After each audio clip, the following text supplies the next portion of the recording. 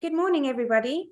I hope I started the webinar in the correct way this time and not with all of you listening to a pre-conversation. So welcome on this rainy, overcast Wednesday morning. I'd like to again introduce my friend and colleague, Elizabeth, who is an educational author. She is taught for many, many years. Elizabeth, you can elaborate on how many years she's taught in the classroom. She teaches at university.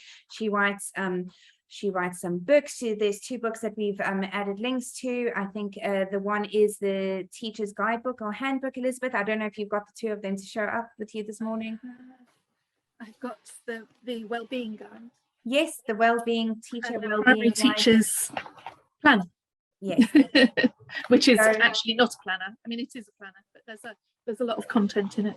And Elizabeth also does all of our fabulous blogs on our eTeach site, which help you throughout your career, which is absolutely amazing. Yes, so welcome to everybody that is here. I hope you enjoyed last week. This week, we're going to be talking about working with your mentor, how the mentoring situation works within the early career framework, and how you can get the best out of the next 2 years by building relationships that are long-lasting, really, as learning is lifelong. The relationship with your mentor needs to be the same. Before we get started on our current webinar, we'd just like to touch on a few points that we spoke about last week. There were one or two questions about evidence that were raised that Elizabeth and I have discussed post the webinar and done a little bit of research that we'd like to share with you about evidencing the standards. Last week, one of the questions were, it has been said that you do not need to collect evidence. And Elizabeth and I were perplexed in that situation, and because we know that is one of the expectations when you do your progress reviews and formal assessments is that evidence is going to be asked of you. But we did say last week that the evidence that you collect is nothing over and above what you would be doing in your normal classroom as a teacher. So I'm going to pass on to Elizabeth, who's done a bit of research on the evidence, and just to share a little bit about what the process is regarding that, and then we will carry on with working with your mentor. Morning, Elizabeth. Morning. Thank you, Chantal. Yes, just to clarify, you don't need to be collecting evidence that is new or data gathering. What you need is to make sure that you have evidence that you would already have, and basically this is about having it to hand. So you might be asked for a lesson plan in one of your assessment meetings. In one of your formal assessments, you might be asked for a lesson plan that helps to demonstrate how you're meeting a certain standard. You might be asked for some of your feedback from observations, and it's really helpful to have all of that, and we would call that evidence, but have all of that handy in a file or in a particular space on your laptop. Wherever you keep it, make sure you can access it easily for those meetings. But it does specifically say in the guidance from the government, guidance for early career teachers, it does say you do not need to collect evidence. Your induction tutor may ask you to provide evidence of meeting the teacher's standards. So, and that would be during your formal assessment meetings. So just be aware, although it says you do not need to collect evidence, you may be asked to provide evidence. So this is why we say just stay on top of that. Make sure that you have got your existing documents that you would have anyway accessible somewhere where you can say, yeah, I've got, the teaching plan for that lesson, or this observation from this record of an observation demonstrates that I've hit this standard, or however you like to gather it together so it's accessible for you. All right. Thank you so much, Elizabeth. And I think the key here is just being organized within yourself. Everything that it is that you do in the classroom is, yes, you're going to use it for evidence to be able to be assessed against the teaching standards. But if you think about it more as a self journey and the reflective journey that you're going to go down, keeping all of that work is going to improve your teaching and make whatever you're doing that's great even better, because in order to grow in this field, it is about reflective learning, as Elizabeth mentioned last week. So yes, thank you very much for that, Elizabeth. And if there are any more questions about evidencing, even throughout the journey of the 2 years, please do not hesitate to contact us. We, even if it is a bit of a concern of how to evidence specific things, a lesson plan or a lesson observation or what to fill in, we are more than happy to guide you in doing that. Yeah, right. you're not data gathering. It's not a big, massive task. It's, you know, like Chantal says, it's about kind of being organised, having all your things together. And I think the point about reflection, it's so important to become a reflective practitioner, because ultimately that helps to, you know, I'd say kind of almost streamline your work. The more you reflect on it, the more kind of in tune you are with the work that you're doing, if that makes sense. And you can refine your practice, which ultimately, well, it's a big claim to make, but it can be time saving. So, you know, becoming a reflective practitioner is a great habit to get into. Absolutely. Yes, and just to reiterate everything that we said last week and everything that we're going to say today and going on, please bear in mind that you are not going to be assessed against the early career framework. It is a curriculum, it is a guideline. You will be assessed from the teaching standards against the teaching standards at the end during your progress reviews from the head teacher or the induction tutor, whoever that may be within the school, deputy head or head. So please do bear that in mind and use the early career framework as a guide, not only through these 2 years, but throughout your journey as a teacher. That's why you can't fail the early career framework. You know, the program that you do is for development. It's not something you're assessed against. So you can't kind of pass the framework or fail the framework. That makes sense. Yes. Right, so today we are going to be talking about your mentor and you. You will be assigned a mentor at the beginning of your 2-year induction period. It will generally be a teacher that has a few years of experience under their belt. It would be somebody possibly within your department that you're working, might not always be in the department, but most likely within the key stage that you're teaching in, be it in secondary or key stage 1, key stage 2 early years. Also, it would be somebody that works well with other people and is able to guide you along using their experience and their you know, just their knowledge on the world of teaching to help and guide you. It is hopefully also going to be somebody that is passionate about the world of teaching and growing new teachers. There is nothing more exciting for me than when a new teacher used to walk into the school, because it just makes you remember your first years and what it is that you needed when you were starting out, and what kind of person it is that you will remember your mentor forever, depending good or bad, I would say. But hopefully good. So yes, we're going to talk a little bit about a moment in your that will define your career. Elizabeth and I spoke a little bit about this last week, about the kinds of things that you're going to do with your mentor. So your mentor is going to be working through the early career framework with you.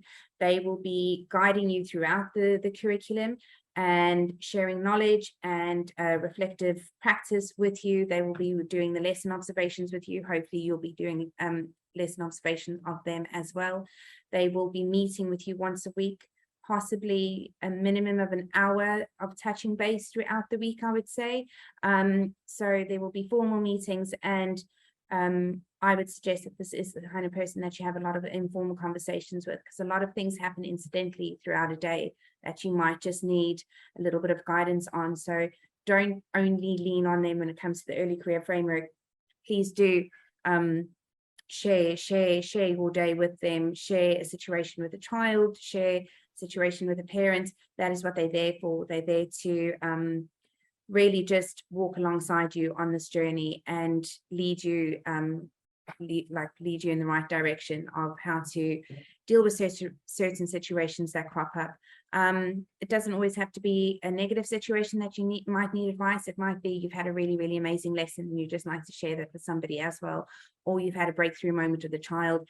Those for me were always a really prominent part of the day, is when you see a light bulb moment, and to be able to share that with somebody else is also really wonderful. So make sure that they are that person that you are doing that with, as well as your other colleagues. Yes, Elizabeth, I don't know if you have anything else to.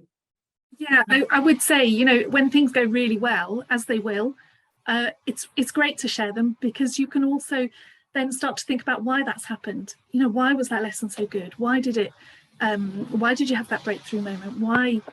Start to think about that, start to analyze that. It doesn't have to be something you sit down and, you know, get your pen and paper out, but just start to think about, you know, this is working really well. How can I replicate this? How can I do this again? And it's great to have someone to talk to about that, to just bounce ideas off. Also, I think it's worth saying that I know induction has changed. And I think I mentioned last week, when I was first a new teacher, I didn't have any induction period. That didn't exist then. But new teachers over the years, you know, the needs that I had then in the early 90s were probably quite similar to some of the needs, you know, I had bad days then, just as much as, you know, new teachers are probably going to have bad days coming up. But we also had good days. We also have a need to talk about things. We have a need to kind of boost our confidence. Sometimes we have days where we're just not feeling it. And all of those things are the same whenever you're learning something new. It's just, your mentor is your person who you can bounce all of those ideas off, really. Absolutely. And I think the key to working with your mentor is that relationship that you do build with them. So what will happen at the beginning?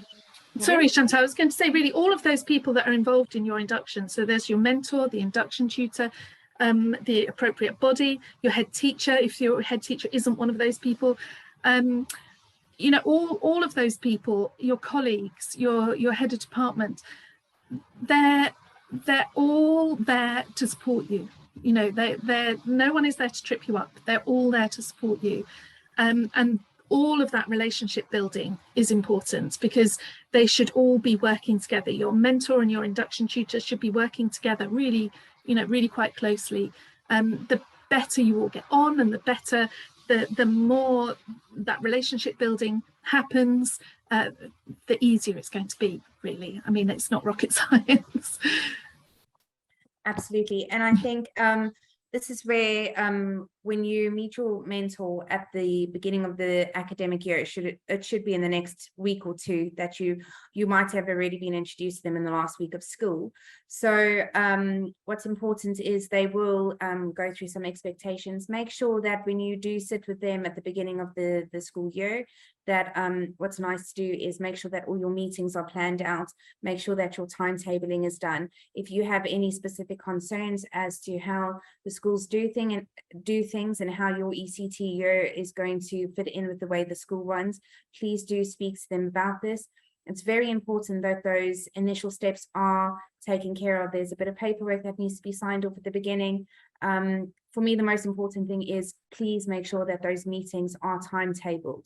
Yes, you're going to have informal conversations, but if you don't have those meetings timetabled in that fit in with your timetable and their timetable, it does slip into the ether, and sometimes it does get a little bit difficult to meet, because we all know the nature of a school. Once the school year gets started, your feet are on the ground and you're running. And if you don't have specific things nailed in, they will be forgotten, and then you get yourself in a bit of a pickle towards the end when you need to do progress reviews and have evidence of these meetings that might or might not be there. So please do make sure that you have your planners out together. They should be organized and have this for you, but if they aren't, please do ensure that this is done. Absolutely. Just a quick question. Let me have a look here. Sorry. All right, because I keep asking my school about a mentor and they still haven't arranged anything. I start 1st of September.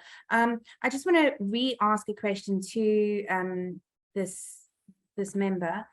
Have you got a school induction week, or is your induction starting on the 1st? So that would be my quick question before I move on. Because if I think about how things go towards the end of the year, sometimes things are a little bit rushed and hectic, and especially ECTs coming in. Possibly a mentor hasn't been chosen yet for you, and the SLT will be doing that during the summer holiday. If a school is taking you on as an ECT, they will have the ECT program put in place, so you will most certainly have a mentor, because you cannot complete induction without a mentor. So I wouldn't worry about not knowing who that person is right now. If you get there on the 1st and there's no mentor, there's a little bit more of a questionable concern.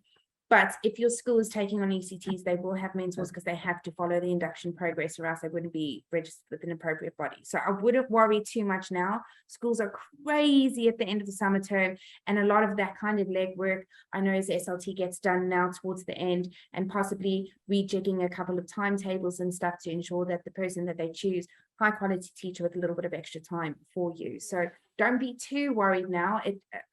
Knowing how there's time. There's still time. There is still time. time. I mean, the role of the mentor is pretty major role, really, within a school. It's a really important role. So they have to get it right. Yes. So that is okay. I have induction days on the 1st and the 2nd. Do I get extra time in my timetable as an ECT? I did ask about the mentor when they seemed a little bit unsure. So yes, I think most inductions are happening on the 1st and 2nd of September, if I remember correctly, speaking to my teacher friends. Extra timetable as an ECT, 100%. You are entitled to 10% over and above a normal teaching timetable. That is your golden time. That is your ECT time. It should actually be on your timetable saying ECT time. There is it 100%. You cannot complete induction without that 10% extra. As a school, they need to comply with that. That is a statutory requirement for ECTs, as well as you get your 10% PPA time over and above that. So general school inductions are happening on the 1st and 2nd September. I know that.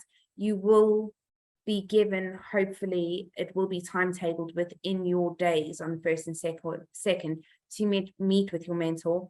If they are unsure about it, I hope they are just unsure about they don't know who it is. If they are unsure about what a mentor is, that's a little bit concerning. So if you do have concerns like that, then there are things that you can do. So if you haven't been given a mentor, then you need to talk to the head teacher in the school, but certainly your line manager. But I would say, a quick chat with the head would be good, because hopefully, anything like that can be ironed out fairly quickly. But if you still find that you're, starting the term and a mentor still hasn't been made clear to you, then I would say if you are a member of a union, then definitely talk to the union rep within the school. And that is also the opportunity, Elizabeth, like those rare cases where you do get to contact your appropriate body. I would say this would be if you haven't been appointed a mentor and they're not too sure about a mentor, because also a mentor should have done some form of training or given some guidance and paperwork to read beforehand. And it needed to be agreed beforehand by both. So yes, that is, and then if you are unsure about contacting appropriate bodies or unions or whatever, please do contact myself. My email's there, and Elizabeth as well. We can chat about it if you need a little bit of support in order to do that. We are very absolutely. I mean, it is really clear in all of the guidance that the role of the mentor does need support, and it does, that person is going on a development journey just as much as you are. Yes. So these things do need to be organised and sorted out as early as possible. But don't worry if here we are in the middle of August. Don't worry too much if you don't know that name yet. But you should know as soon as you start school. Absolutely. And again, the question about 10% PPA and 10% reduced timetable. Yes, you are 100% correct. It equates 20% of a timetable, which would really generally equal an entire day for PPA and ECT if you look at it in the grand scheme of things. Maybe not an entire day, but incrementally throughout the week, you will have that time. Sorry, Elizabeth, questions are coming in really quickly. I'm just reading the one about what about those of us who've decided to complete the ECT on a part-time basis, i.e. more than one role? Does that mean you're doing some time in one school and some time in another, or does that mean more than one ECT? So the only reason you would have more than one ECT mentor is if, as Elizabeth said, you were in 2 different establishments. So 2 different schools. Other than that, you should have the same mentor within your, even if you are doing, I'm trying to think, maybe it's PE or June. I mean, you would have more than one ECT mentor if you're doing, like, say, a term, even if it's part-time, if it's a term in one school and then a term in another school, then you can kind of gather your induction up in that way. Yes, and then you'll have more than one mentor because it's different schools. Yeah. But in the same school, I'm not too, I would need a little bit more elaboration on that question just to get a bit more of an idea. But yes, so same school, I don't think you'll have more than one ECT mentor, but different schools, obviously, definitely. Okay. Yes, 2 different jobs. Yes, so it would be 2 different ECT mentors because yes, definitely. Okay. Okay. Just another question here, Elizabeth. I'm really worried. I do feel so unprepared. I went in for a day at the school before they broke up and it was unorganized. They didn't have anything in place. I'm going in so unprepared. I hope the induction will make me feel a bit more prepared. Right. So yes, I do hope so for yourself as well. I think there is a bit of uncertainty with everybody going in with this the early career framework. It is a little bit different. I think it has taken schools by surprise because you're not only expecting a mentor to do 1 year, you're expecting them to do 2 years. So there might be a little bit of uncertainty within the school. But if the school has prepared to take you on, it is their duty to ensure that your induction period is completed according to the statutory guidance. That is their least and most important and foremost responsibility to you for the beginning of your teaching journey. So I would say two things there. The first thing is become really familiar with what you are entitled to. Okay, so look at all the guidance. You can see it on the gov.uk website. Everything you need to know is there.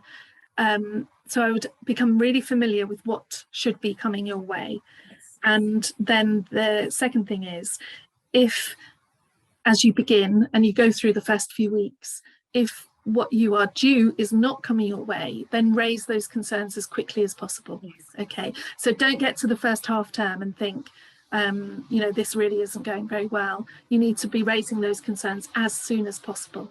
Okay.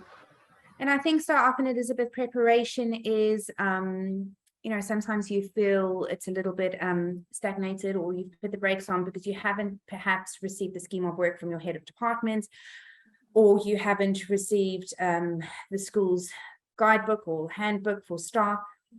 Don't take that as that you can't do anything. Please, please, please don't do that.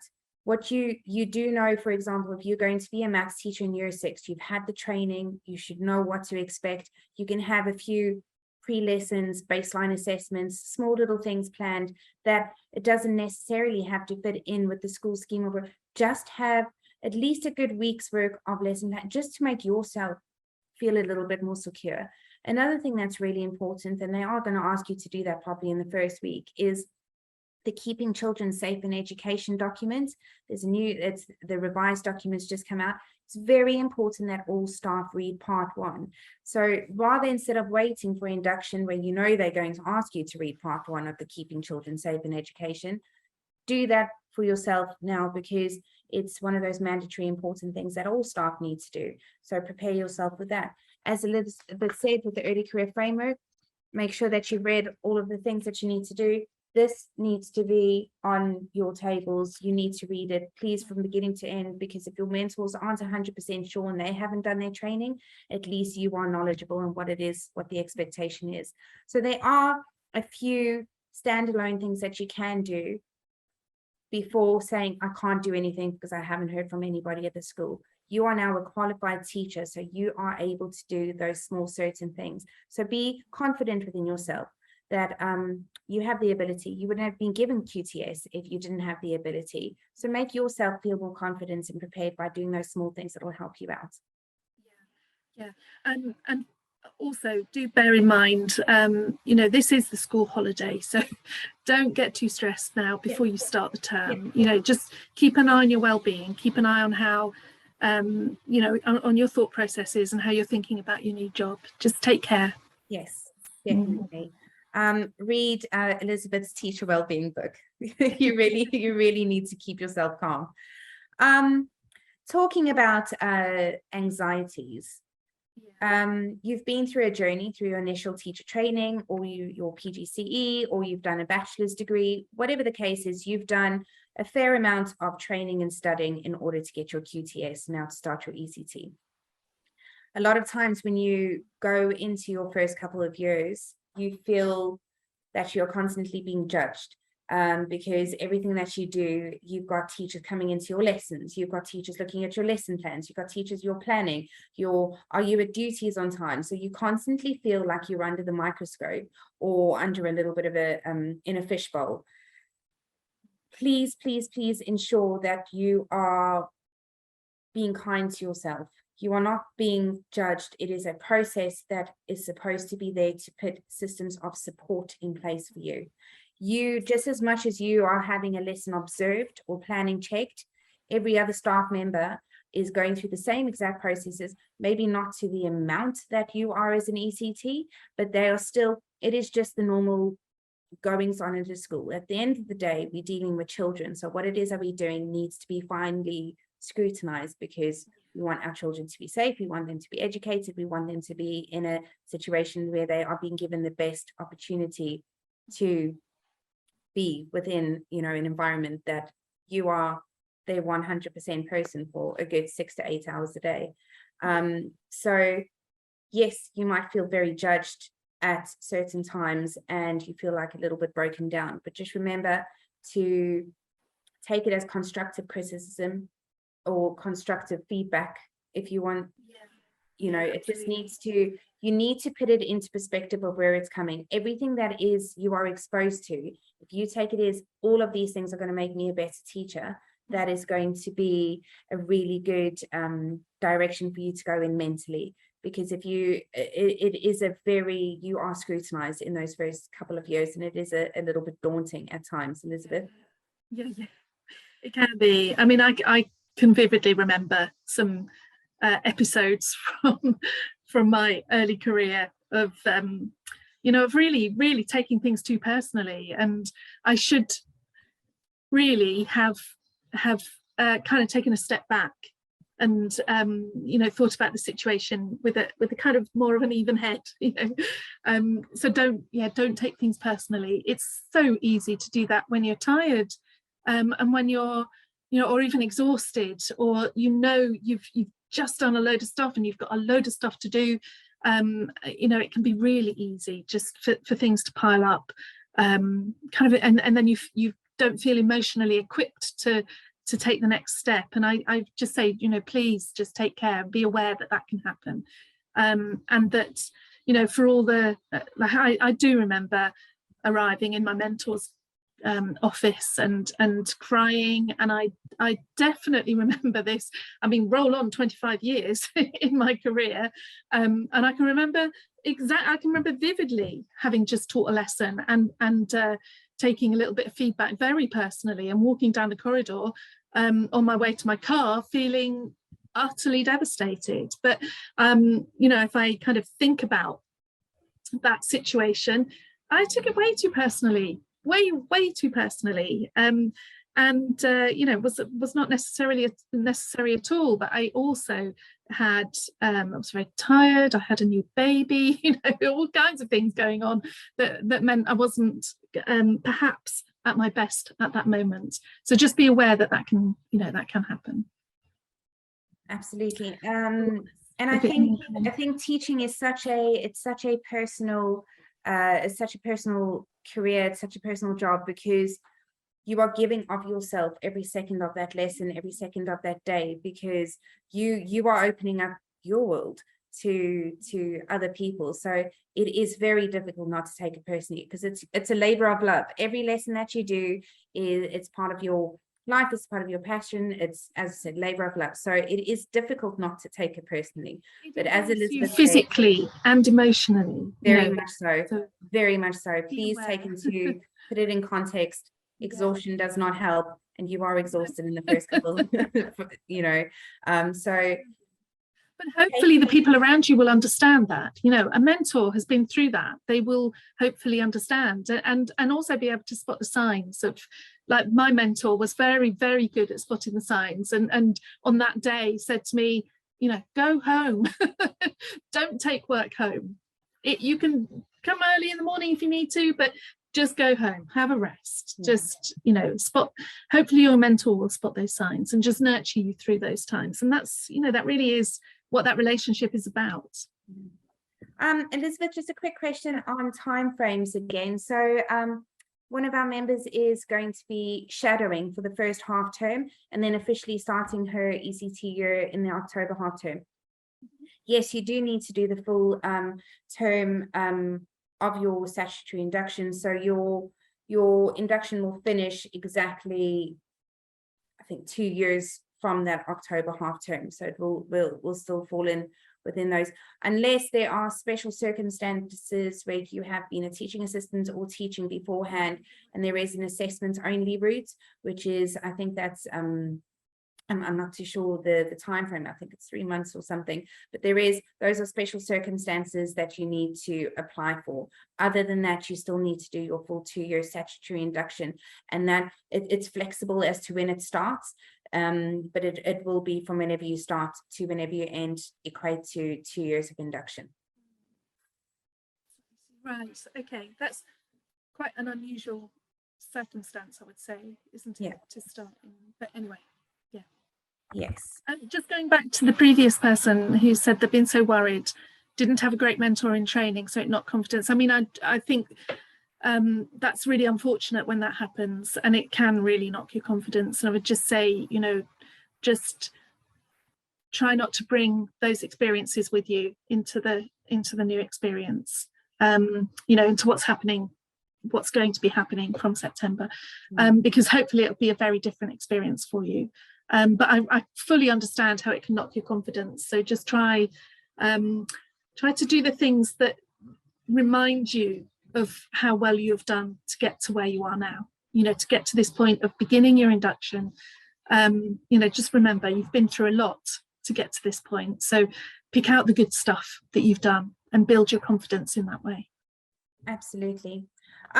Elizabeth, just to carry on with, you know, just getting the best from your mentor and for yourself, is you are going to be exposed to a lot of generalized statements, and that is going to be due to timeframes and people rushing around. So Elizabeth actually brought this up, so I'm just getting her started on this one. So when you have a lesson observation or your weekly meetings and you're going through your documentation, and possibly there was a tick box on a lesson observation that would have said requires attention, don't leave it at just requires attention. Please do ask specifics, because that's the only way that you are really going to grow and be able to improve on what it is that you've done. So please don't shy away from asking your mentor specifics for any specific reason. Elizabeth? Yeah, I would say, you know, if someone says to you, you've got to improve your questioning, you know, you need a bit more than that. You need, you know, some actual specifics. In what circumstances? How? You know, can we talk about a situation where you were using questioning within the classroom? What was wrong? Why was that not sufficient? You know, how could that have been improved in that specific circumstance? So don't be afraid to ask for specifics and for, you know, some really in-depth feedback. The general stuff, you know, it can be helpful, and sometimes we do have to appreciate that there's not time to go into specifics at that moment. But also, you know, I can remember being observed. Now this is during early Ofsted days, and it was a year 9 class, and there was a child in there who had, I mean, often he wasn't there, so he was often either just hadn't turned up for the lesson or was out of school at that time. So he was often not there, but actually the inspector arrived in my class and so did this child. And I was thinking, oh, okay, how's this going to go? You know, I was quite early in my career. And anyway, this child sat in front of me and answered every question that I asked the class and was the perfect student. I was unnerved because that hadn't been my experience to that point, but utterly delighted in how it had gone. you know, and the lesson finished. And, you know, to my mind, I thought, that's brilliant, that couldn't have gone better. Anyway, the inspector came up to me and he said, "She spent far too long on that child, far too long." Now, the rest of the class and myself, we were delighted with how things had gone. And actually, as that child left the classroom, he said to me, "I did that for you, miss." And, you know, I kind of took that feedback from that inspector and parked it, because the backstory to it was so huge, and the turnaround in this child's behaviour was so immense, and I, you know, I parked it. I parked the feedback. But sometimes, you know, if he had said to me, "Oh, you spent too long on that child," I would, you know, under other circumstances, I would have said, you know, "Could you explain why? Could you give me a little bit more detail, please?" You know, Ofsted doesn't operate in those ways anymore. There's been a lot of change in Ofsted over the years. You know, a lot of change for the better, I would say. But you know, just be aware, you do need specifics. It's very hard to move on if a statement leaves you thinking, "Yes, but how?" You know, it's like having feedback on an essay saying, "You should have written more about XYZ." Well, you know, if you've got a word limit on that essay of 2,000 words, what you need is, you should have had more about this and less about that, you know, so that you can actually do something about it. So if the feedback leaves you puzzled over what you can actually do with it, how can you take that forward and make improvements, then you need to ask some questions. Okay. Absolutely. Elizabeth, before I carry on, I just want to ask if anybody does have any questions on specifically what it is that they need to do beforehand with their mentor, or any questions about the expectations of a mentor or anything around that topic. Please do type in your questions for us so that we can, you know, help you along your journey with that. Just another thing that I want to bring up is something that we've also discussed, is the personality factor. Your mentor, you and your mentor might be completely different personalities. Maybe if you're teaching within the same department, you're going to definitely have that in common. But please do remember that when you are teaching a lesson, no two teachers are going to teach that lesson the same. It is going to be very much personality driven, and not only from you as a teacher, but every class that you teach is going to be a different combination of personalities and different dynamic within the classroom. So you might be teaching the same lesson twice to two different classes, and it's going to come across very differently to the two different levels of classrooms because of their personalities. But in the same breath, you and another teacher could be teaching the exact same thing. So please do take personalities into account when you are looking at lesson observations. And that is something that I'd like to highlight. It's very important to expose yourself to as many lessons. So not just your mentor.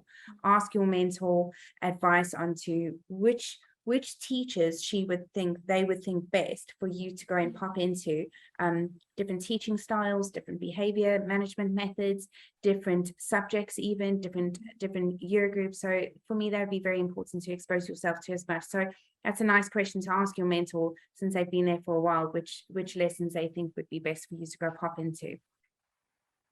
Yeah, absolutely. Yeah.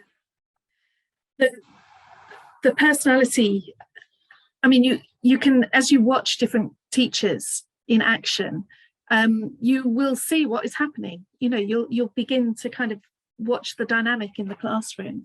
You know, teachers are not sort of just delivering stuff as automatons. You know, there is a lot of input from each individual teacher, and that does mean that things can be different. You know, same class, different teacher, different outcome. It's one of the more interesting things, I think, one of the most interesting things about the art of teaching and what is happening in that dynamic. So, you know, just be aware of that, really. And also be aware of when you're teaching class, you know, what is it? Where are those? What's that subtlety that's happening when things go well? Maybe when things are not going so well. You know, what are the factors feeding into that? Start to kind of think about that and reflect on that. A quick question here: does your mentor help you with tutoring? I'm not too sure if I'm understanding this question correctly. So tutoring, if the person who's asked could just elaborate, does that mean tutoring within your classroom, tutoring after hours? So I just need a little bit of tutor group. Yes, so the pastoral aspect of things, it could be a tutor group. So I'm just going to just assume it's a tutor group. Your mentor absolutely is going to help you with a tutor group. So if you have a homeroom class or a tutor group, your mentor, I think, it's actually brought up a really good question. We spoke a lot about the academic side of things and lesson planning and classroom dynamics, but we haven't really touched on the pastoral aspects of things. Your mentor will be there to guide you when it comes to report writing, to dealing with parents, communication with parents evenings, preparing for parents evenings, what kind of data you need for parents evenings, what kind of pastoral information you need for parents evenings. They will also be able to support and guide you when you have your pupil progress meetings as departments or as staff. They can help you prepare for those. They will also definitely be helping you with, your general pastoral comments if you are a tutor, room leader or homeroom classroom teacher. And something important to note on that is always have something prepared. I wouldn't go to your mentor saying, oh, I don't know how to write a report. Say, I've written these reports. Would you be able to review them with me, go through them with me and be able to help me improve them a bit? It's always better to take something to work with than just a blank page. I know sometimes it might be overwhelming and you might have a blank page, that's also fine. But if you can really try and, oh, I know we've got a pupil progress meeting, I've done my data, here's my mark book, here's my record book, would you mind having a look in it before we get into the conversation with the academic head or whatever the case is? So be prepared as much as you possibly can be, and your mentor absolutely will be able to help you. Oh, and pastoral care would be the holistic approach, the well-being, the everything non-academic. So it's everything about the welfare, their home background, the parental situation, their friendship groups, their just really their social situations. So everything over and above academic. So for me, the pastoral side is always the most important side. It's the biggest aspect of the child. It is who they are. It's all about them. Yeah, and the pastoral care can facilitate all the other learning, really. If the pastoral care is not, if there are situations of pastoral care, the academics won't be there. So pastoral care comes first and foremost. And as a homeroom teacher, tutor, group, classroom teacher, you are that first port of call for the child. You are going to be that first touching base when they start in the morning. And you need to know your children really, really well so that you are able to support them. I used to really love having a tutor group. Me too.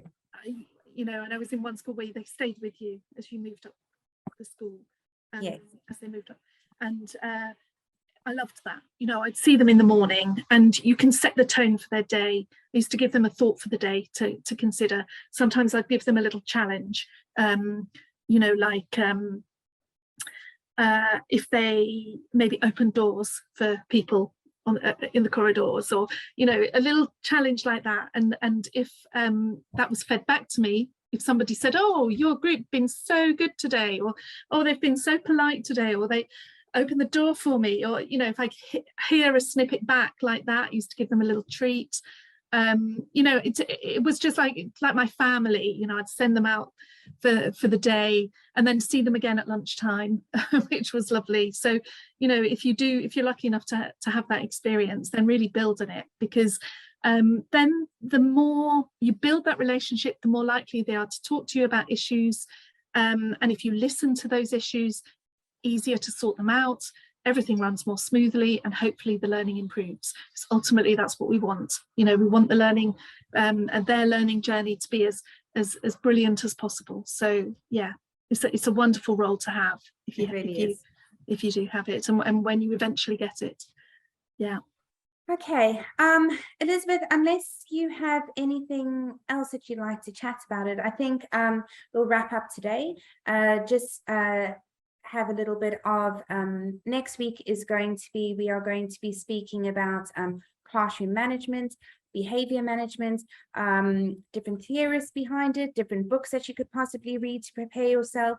Again, everybody's classroom management and styles and teaching styles are all going to be different. So it'll be a really nice opportunity just to cover a different couple of ideas or different ways in which to do things to help you get sorted, especially that very first day of school when you meet your class for the very first time. That will be, you know, to set those expectations at the beginning and how to get your class to be involved and accountable for that will also be areas that we cover next week.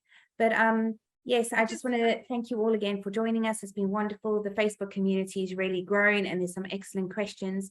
If there are any of you that are still a little bit anxious about starting next year or haven't secured a role for next year as well, please do contact us and we'll see where we can best help you with that. And we have a wonderful on the eTeach website, we have a really nice ECT landing page that we have just launched this week, and it's really lovely and colorful, like our Facebook group. There is a talent pool there for ECT, so early career teachers, beginning of your journey, middle of your journey, please do join that talent pool. If you are there, your details are there, your information is there, so it's really like a living CV, so we'll be able to help you wherever your journey may lead you. But yes. I'd just like to say, you know, the relationship with your mentor, it's going to work best when it's built on mutual respect. And I think, you know, don't feel intimidated by their knowledge or their experience or anything like that. Just this is the person to help you, to support you, to you know, to give you what you need in order to get through the difficult times. And I think if you are available to each other, then that relationship is going to work best. You know, don't feel, oh, got a meeting, you know, just this is an opportunity to build and to develop and to grow. So I think if you can respond to each other in that way, then that's probably going to be the most positive. You know, I'd say the informal conversations are always going to be useful. So if you can, you know, just grab them for a little chat if you need it, then that's fine. But also your gratitude will be very well received. You know, so just remember the thanks, and just also feeding back to them about how their advice might have actually worked in your classroom, that sort of thing. So I think just remember that relationship building is very important, and mutual respect will go a really, really long way.